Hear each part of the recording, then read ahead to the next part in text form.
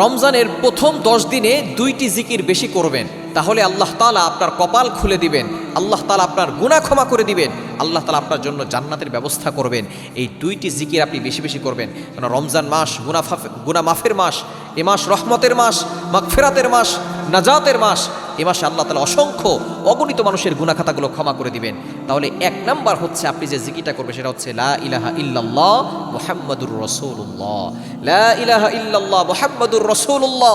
এই দোয়াটা আপনি বেশি বেশি করে পড়ার চেষ্টা করবেন, কারণ এই লা ইলাহা ইল্লাল্লাহর জিকির যে যত বেশি পড়বে তার মিজানের পাল্লা তত বেশি ভারী হবে।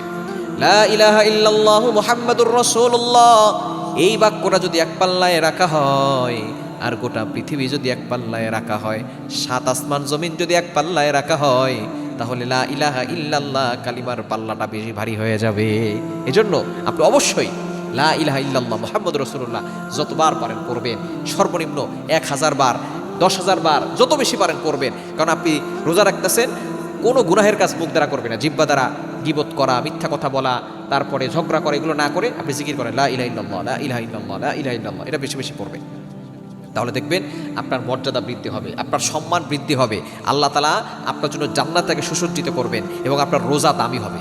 এবং দ্বিতীয় নাম্বার হচ্ছে ইস্তেগফার, আস্তাগফিরুল্লাহ, আস্তাগফিরুল্লাহ, আস্তাগফিরুল্লাহ। যত বেশি পারেন ইস্তেগফার আমল করবেন, কেননা এই রমজান মাস হচ্ছে গুনাহ মাফের মাস। যদি আপনি এই মাসে গুনাহ ক্ষমা করাতে না পারেন, তাহলে আপনার মতো হতবাগার কপাল পোড়া কেউ নাই।